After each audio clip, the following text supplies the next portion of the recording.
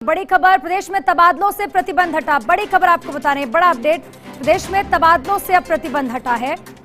14 जुलाई से 14 अगस्त तक ये बैन हटा है। बड़ी खबर, प्रदेश में तबादलों से बैन हटा, प्रतिबंध हटा। बड़ी खबर बता रहे हैं, 14 जुलाई से 14 अगस्त तक के लिए ये बैन हटा दिया गया है। प्रदेश में तबादलों से बैन को हटा दिया गया, प्रतिबंध को हटा दिया गया है। 14 जुलाई से 14 अगस्त तक के लिए इस बैन को हटा दिया गया है। ये बड़ी खबर आपको बता रहे हैं। सहयोगी ऋतुराज हमारे साथ जुड़ चुके हैं। ऋतुराज, 14 जुलाई से 14 अगस्त तक के लिए प्रदेश में तबादलों से बैन को पूरी तरह से हटा दिया गया है। इसमें जिस तरह का जनप्रतिनिधियों का दबाव था, उसको मद्देनजर रखते हुए ये सरकार ने ये फैसला लिया है। और अभी अभी चीफ सेक्रेटरी के पास फाइल गई थी इसके अनुमोदन के लिए। इस फाइल पर अप्रूवल मिलते ही ये आदेश जारी कर दिया गया है।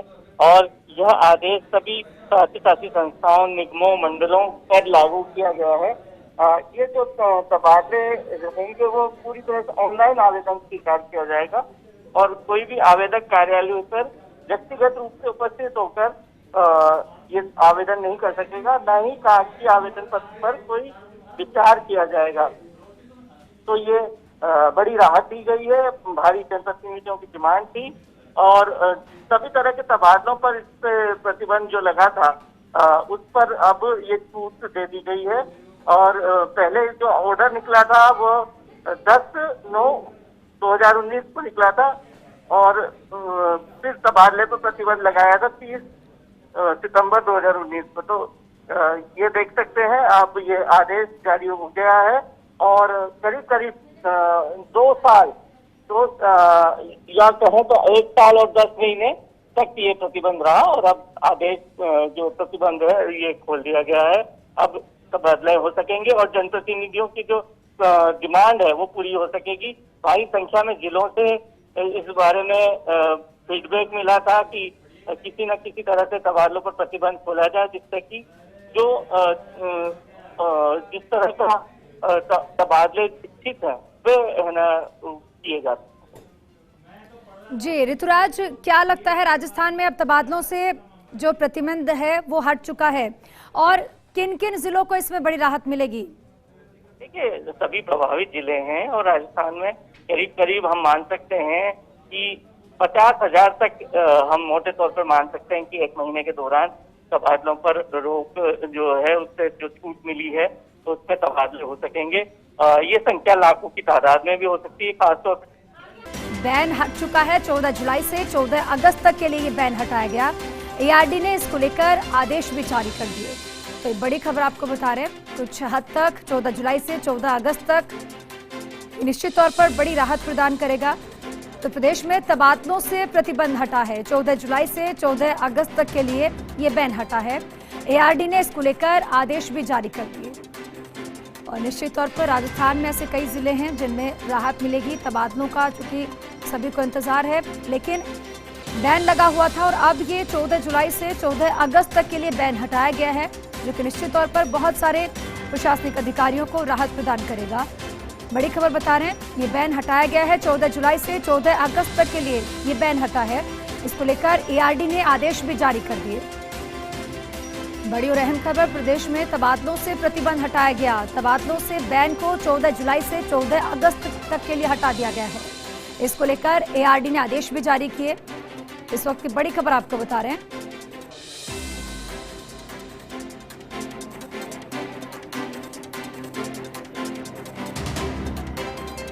और हमारे साथ एडिटोरियल एडवाइजर आशुतोष जी जुड़ चुके हैं। आशुतोष जी, देखिए, प्रदेश में तबादलों पर प्रतिबंध हटा है। निश्चित तौर पर कईयों को राहत मिलेगी, चूंकि इसका सभी को इंतजार था। इसको लेकर आदेश भी जारी कर दिए गए हैं। बिल्कुल, देखिए, प्रदेश ने कोरोना का अभी कहर देखा है और कई सरकारी कर्मचारी जो है वो अपने घर से दूर हैं और किस तरह से उन्होंने कोरोना में मैनेज किया है। और जहां पर हेडक्वार्टर की प्रॉब्लम थी, हेडक्वार्टर चेंज नहीं हो सकते थे, वहां पर अपने घरों से दूर रहकर कर्मचारियों ने जो है अपने इस कोरोना के काल को से जूझे हैं। अब सरकार ने 1 महीने के लिए ये प्रतिबंध हटाया है। तो माना जा रहा है कि 2 इसमें बात है।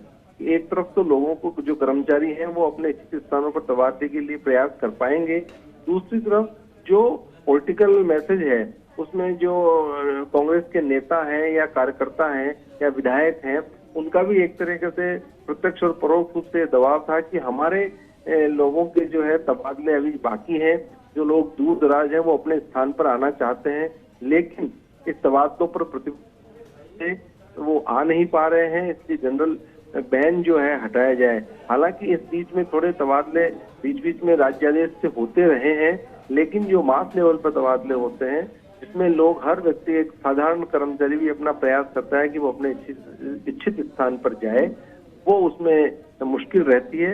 अब 1 महीने का इसमें समय दिया गया है, कोरोना का कहर कम हुआ है और तीसरी लहर की तैयारी है।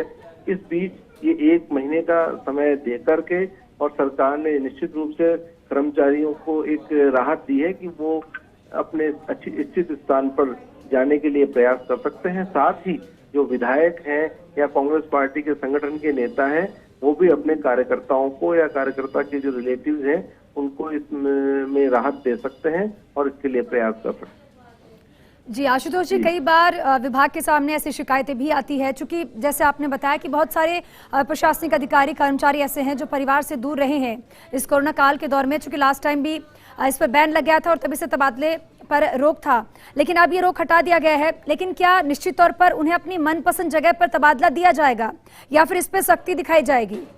देखिए, जो प्रशासनिक आधार पर तबादले होते हैं, जो सजा के तौर पर तबादले होते हैं, उनके लिए कोई बैन नहीं होता है। राज्य सरकार किसी भी समय पर किसी व्यक्ति को पनिशमेंट के तौर पर हटा सकती है, लेकिन जो इच्छा से तबादले किए जाते हैं, जो अपने इच्छित स्थान पर तबादले किए जाते हैं, उसमें बैन के समय पर वो तबादले सामान्य तौर पर नहीं हो सकते हैं। और देखिए, कर्मचारियों की एक प्रवृत्ति है जो दूर दराज के इलाकों में प्रमोशन होकर के जाते हैं या जहां पर उनकी पोस्टिंग है, वो पहले अपने जिले में आना चाहते हैं, जिले में आने के बाद वो अपने और गांव के पास में अपने शहर में आना चाहते हैं। तो ये एक बड़ी एक्सरसाइज होती है। एक जमाना था जब तबादलों पर बैन कुछ समय के लिए लगाया जाता था और बाकी समय पर बैन खुला रहता था, हमेशा खुला रहता था। लेकिन पिछले करीबन 25 साल में ये सामान्यतः तबादलों पर बैन रहता है और थोड़े समय के लिए बैन खोला जाता है। और चूंकि थोड़े समय के लिए बैन खोला जाता है तो उस समय पर पूरी मशीनरी सिर्फ इसी काम में लग जाती है कि कर्मचारियों की लिस्टें बनती है, आवेदन मांगे जाते हैं और फिर उनके लिए खाली स्थान है कि नहीं, और यहाँ से वहां तबादला करना, उससे पूरी चेन बनती है। और सरकार का जब एक व्यक्ति का इच्छित स्थान पर तबादला होता है और दूसरे व्यक्ति को उसको हटाकर तबादला किया जाता है, तो उससे सरकारी खजाने पर एक भार भी पड़ता है, क्योंकि उसको डिस्टर्बेंस अलाउंस दिया जाता है, उसको टीएडीए दिया जाता है। लेकिन इच्छित स्थान पर, खाली स्थान पर तबादला होता है तो उसमें सरकार पर कोई बोझ नहीं पड़ता है। और मैं मानता हूं कि ये जो बैन खुला है और जो पहले भी बैन खुलते रहे हैं, उसमें ज्यादातर तबादले इच्छित स्थान पर, खाली स्थान पर किए जाते हैं ताकि खजाने पर बोझ नहीं पड़े और ज्यादा डिस्टर्ब लोग जो जिनको कोई कारण नहीं है उनको नहीं हटाया जाए। लेकिन फिर भी कम से कम 20% तबादले ऐसे होते हैं जिसमें किसी व्यक्ति को हटाकर तबादला किया जाता है। उससे खजाने पर बोझ जरूर पड़ता है, लेकिन अब ये एक व्यवस्था है जिसके तहत ये सब कुछ होता है। जी बहुत बहुत शुक्रिया तमाम जानकारी साझा करने के लिए आशुतोष जी आपका। और चलिए यहाँ छोटे से ब्रेक के लिए रुकेंगे, जल्द हाजिर होंगे।